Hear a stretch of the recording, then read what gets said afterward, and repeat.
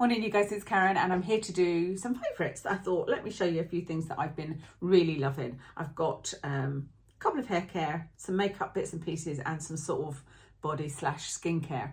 I didn't know what to do with my hair today. It needs a wash and it was a bit flat, so I decided to do this sort of half up ponytail, which I avoid doing nowadays because you can see this is where I'm thinning, and so I feel like, you know, pulling the hair like that is not good. But yeah, I think this gives the illusion of volume, so I like it. Not sure about these little bits at the side, but whatever. We're going to go with messy chic today. So let me start with the most random of all, because it's this Ridox. I talked about this years ago actually, and I've used this for years and I love it. And I just started ordering them again. They weren't on the shelves for a while, and I've noticed they've changed their formula. I'm not sure what I think of that because I really liked it when it was a powder, but this is now like crystals.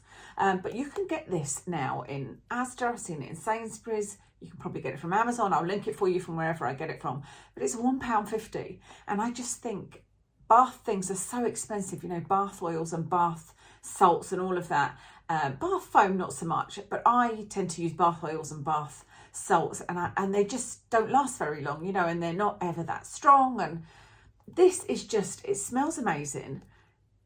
It makes your skin feel really soft. Thanks, it's got baking soda in it. That's probably the main ingredient. Sodium bicarbonate, probably. I can't actually see it.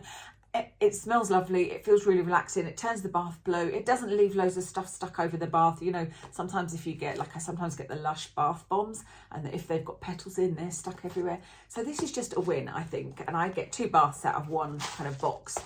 So I thought I would mention it in case it's something you've never thought of and you love a bath, but don't want to spend a fortune every time.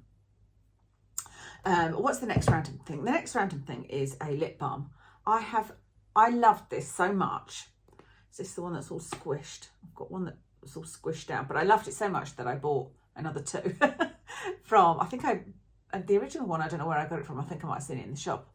And then I bought them from Amazon, but I love it because of the smell, primarily. It is, what is it called? Salted caramel. Oh, and it smells exactly like salted caramel. It smells like a cupcake, which is great because you're putting it on your lips. And so every time I put it on my lips, I can actually smell that. And it's just, I'm really into things like that, you know, things that smell nice, I love. And this really does. If you like the smell of salted caramel, and it's really nice as well. It's a really nice lip balm. So that's another random thing. These are not so random. This I've mentioned before, but I've really started enjoying it again recently. I go through phases of using, you know, my reusable cotton and micellar water and oil and water mixed together. Garnier do it, and micellar oil and water, and I'll use that to take off my eye makeup and blah blah blah. And then sometimes I'll remove it in the shower or the bath, and I use this. This is the EFFN Holy Hydration. I would say that this is probably my 4th pot of this. So it says Makeup Melting Cleansing Balm. I've tried a lot of cleansing balms, and I find that they either sting your eyes or they make your eyes blurry. You know, they get your makeup off great, but then afterwards just sort of, your eyes, it's almost like they've got a film over them for ages, and I hate that. So if they do that, I tend to end up not using them. Like the one from Geek and Gorgeous, and I do love Geek and Gorgeous products, but it makes my eyes sort of a little bit stingy and a little bit misty. You know, this one gets my eye makeup off, and even if I get it right in my eye, you know, like I literally just put some on my fingers and rub it over my eyes like that, and then wipe it off with a face cloth, and my eyes are absolutely fine, but it gets all of my makeup off. So I love that. How much am I through that? I've only just started that pot a little while ago. Don't have to use too much either, and it's ELF, so it's pretty inexpensive. And then this is the EFFN. I don't know what that stands for. I'd be interested to find out, but this is a fragrance-free gradual tan, light to medium. Don't let the gradual tan fool you, because I have tried many tans over the years, and I have literally tanned my face since I was since I started working in the chemist. So I would have been 14. I started my Saturday job in the chemist at 14 and bought my first face self-tanner or a self-tanner and loved it. I'm sure it was very patchy at the time. So I've used self-tan. I can't think of a time when I haven't used it. Like, I don't think there's ever been a break in it. You know, over the years, I've used it twice a week, all the time. And my favourite one is the Saint Tropez gel one, but I've also been loving this, and I'm always open to trying new self-tans, and I've been trying this. I did originally have the medium to dark, so you can get light to medium, medium to dark, and because it said gradual tan, I thought let me get the medium to dark because I do want a bit of colour, you know, but my God, it was so dark, it was ridiculous. So I went and got this one, and this is perfect, but this is still quite dark. To me, this is a self-tanner. It's not a gradual tanner, you know, it's not one you need to build up, unless you're somebody that wants to build up a dark tan and you want to do it over a couple of days, you know, then you could use it that way. But I've just been using it as a self-tanner. It definitely has no fragrance. I actually really like the smell of fake tan when it develops. I've always liked that sort of biscuity smell. This doesn't have that. It doesn't have a scent at all. Because I remember I put it on the other day there, and I was like, normally when I wake up, even with my Saint Tropez, I can sort of smell that I've put a self-tan on, and I was like, I can't smell anything, let me go and see, is there no colour? But it was just a perfect colour, and it was such a nice colour that I thought, you know what, I'm not going to bother with makeup today, which is unusual for me, you know. So I love that. I love the colour of it. It's a nice dark colour for somebody that's fair, but not too dark. I don't know if you can see if there's any left. I'm due to put it on. I'm going to put it on tonight. No, I don't think there's much colour left. But that's the great thing about it. It doesn't, it fades so evenly. You barely notice that it's sort of disappearing, you know. And it wasn't at all patchy when I put it on. You need literally like 2 or 3 pumps of this. If you're just doing your face, you'd need 2 pumps. If you're doing your face and neck like me, you'd need 3 pumps. So I do 3 pumps and then just rub it all over my face and neck, and that's me done. And it's just so lovely. And this is a big bottle. How much is in this? I think that security thing's covering it. Oh no, here we go. 300 ml. Yeah, it's a big bottle. And I love that it's a pump. It's so easy. So yeah, really like this. But like I said, I would recommend if you're fair, don't think of it as a gradual tan and get the light to medium. A couple of hair things, and then I will talk about my makeup items. So this is new, and I don't think I ever showed you this. This is the OGX Rescue Fusions Coconut Oil plus Argan Oil. Frizz Control Smooth and Something Oil. I actually have to have a look and see if this says to use it on damp hair, because I haven't been using it that way, and I wanted to try it if that is indeed how you're supposed to use it. It actually says on damp or dry hair, so you can use it either way. What I didn't realise was it says it's it's multi-level. I didn't really see that. Can you see? It's all sort of... Do you know what? I've not been shaking this. I'll have to remember to do that, and I've used a fair amount, as you can see. So you have to shake. I don't think I've been shaking this before using it. Anyway, I have only used this on dry hair, and I've been using it when my hair when I feel like there's a little bit of dryness at the ends, because I've tried out different shampoos and conditioners, and I'm like, no, I'm still feeling like that's a little bit dry. Or even if it's feeling a little bit frizzy, I have been just doing a really, really light spritz of this. Very aware at the time I'm doing it that because I'm spraying an oil on, I might end up with oily hair and need to wash it again. But it hasn't done that. It's just been, I'm touching my hair now because I sprayed this yesterday. I can feel like the ends of my hair here are just feeling a bit dry. And it's nice to have something, let me spray it to you, that is so moisturising and so hydrating, but as a spray, to get a spray oil that works like that in a mist is really unusual, and that's what I love about this. I haven't tried anything else like this that doesn't just immediately make my hair oily. And I think if you're going to use oil, a lot of the time rub it through your hands and put it through your hair, and I can like there's a patch maybe where I've put it on my hand and it's too intense there, and my hair grabs onto it. I'll find that I've got one little oily patch. Do you know what I mean? I don't know if I'm making sense, but with an oil you can evenly distribute it. So yeah, I'm going to try this on my damp hair now. I don't know why I just started using it on dry hair. Maybe because I had other things.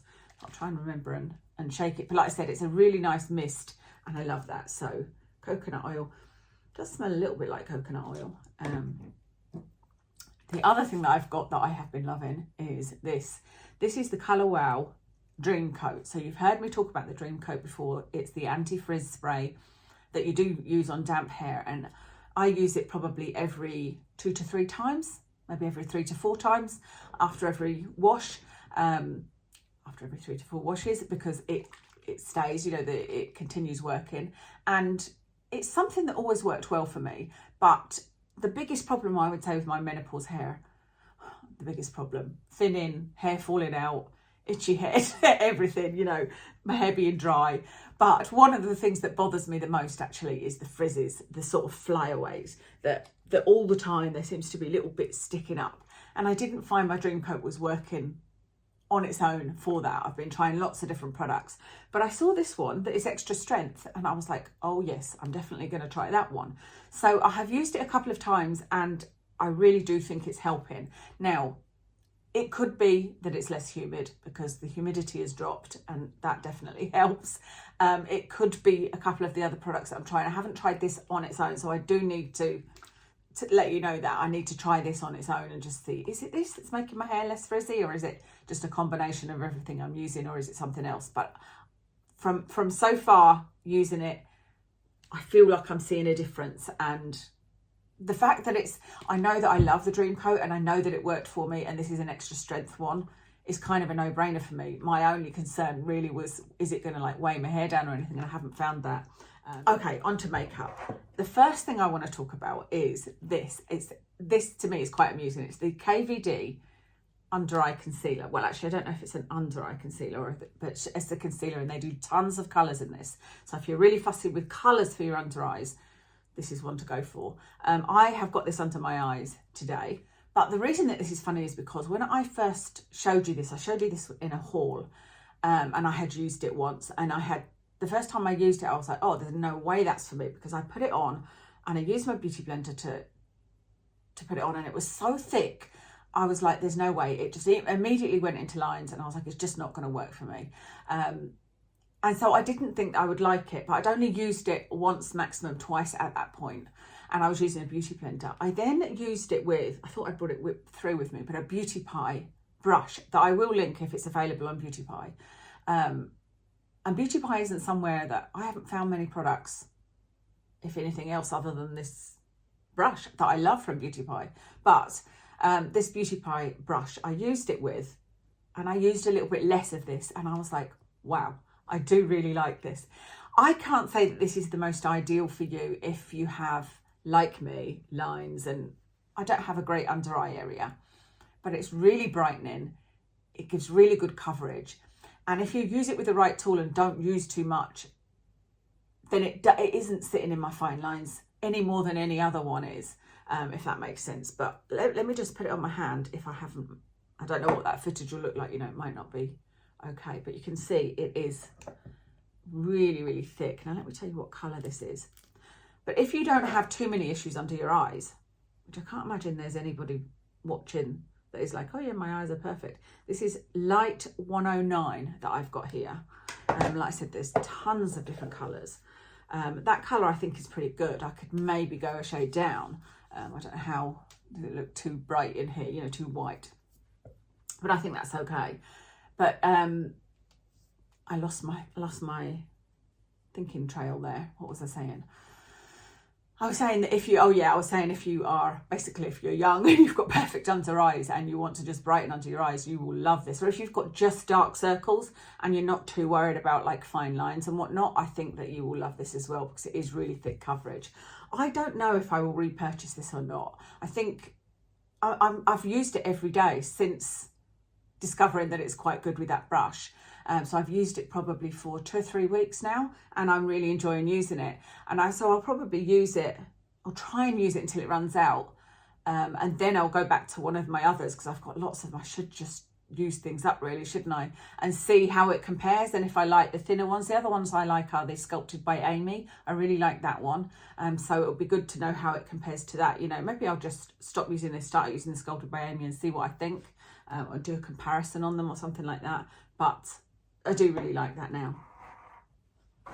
It just shows you need to give things a chance, eh? Okay, next is something that I told you guys I was looking for. It's the Milani eyeshadow primer. I've heard about this for years on YouTube and could never find it. But I was in a huge Boots in Edinburgh, and I thought, let me go and check the Milani section again, because I'd been and checked before. I couldn't see it, and there it was, so I was delighted. So I got this. I also got another primer, which one of you recommended, which is by P. Louise. Now, I had a P. Louise eye primer a couple of years back. It was in a black tube, and I didn't like it. You may remember, I didn't like it because it's kind of dries instantly, and I don't know, I felt like it was great as a concealer, like if you just wanted to put eye primer on your eyes and then, you know, a powder, it was fine. But for eyeshadow, I didn't feel like it made any of my eyeshadows pop. But then they come out with this other one, and I think it's called Rumour. It's called Rumour Base or something like that. And I got it in 0.5, which funny enough was the one that was recommended by this one of you guys.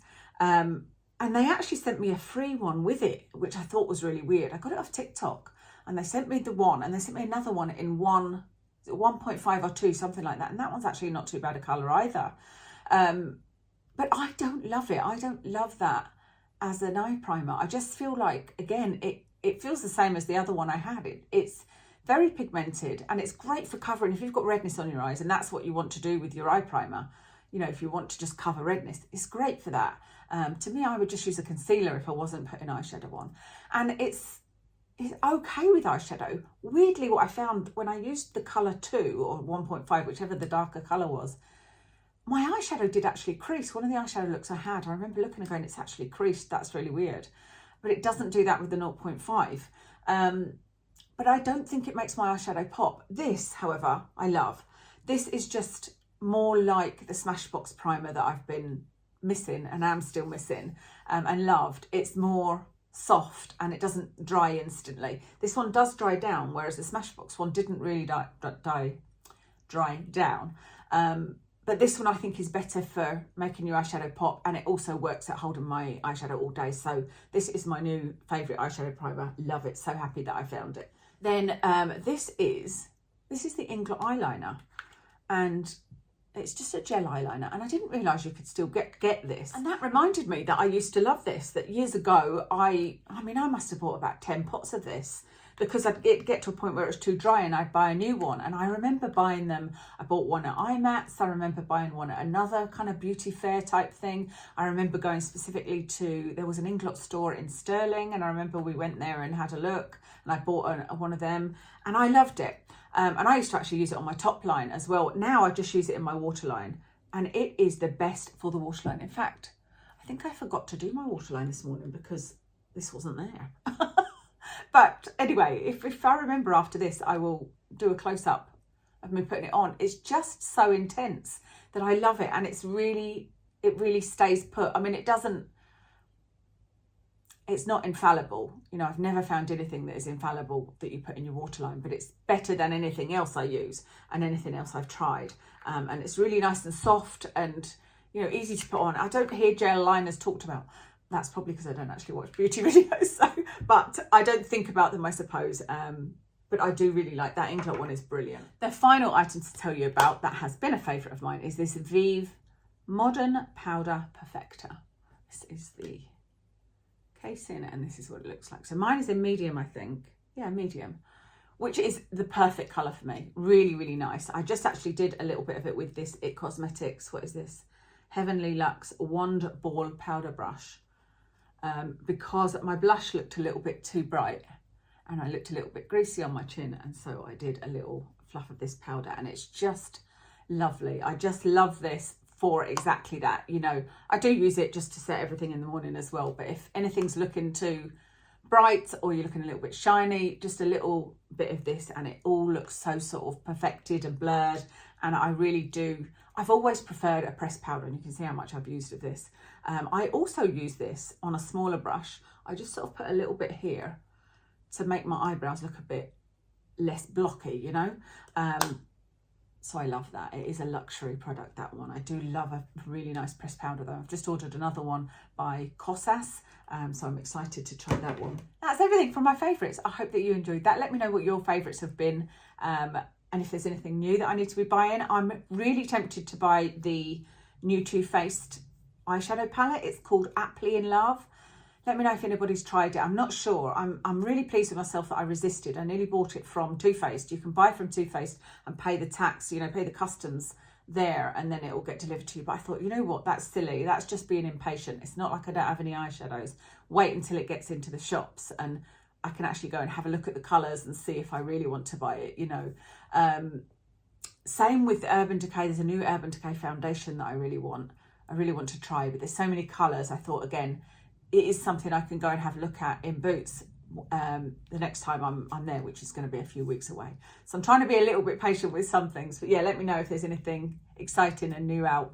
And let me tell you what I'm wearing. I have got on, I used my Bare Minerals loose pigment shadow in Vanilla Sugar on the inner corner of my eye, and then just around it I used my Viseart Petite Mattes. I think it was the neutral one.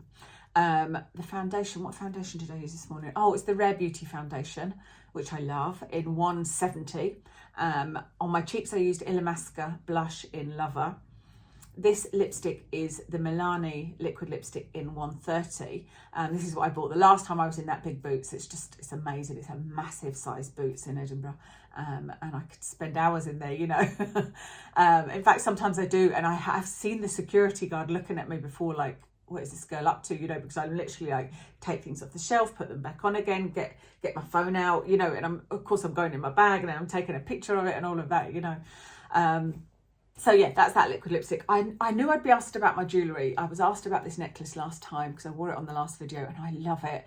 But unfortunately, I don't think I'll be able to find it online for you because I bought it from a tiny little gift shop. We took Watson on a little adventure to Glasgow a few weeks back, and I found this in their little gift shop. And then these earrings, both of these things were from Walk in Watson. These earrings are from a place in Edinburgh that we took Watson for a walk, where they have a little gift shop. So I don't think I'll be able to link either of those, I'm afraid. But that's everything. Thank you very much for watching, and I'll speak to you again soon.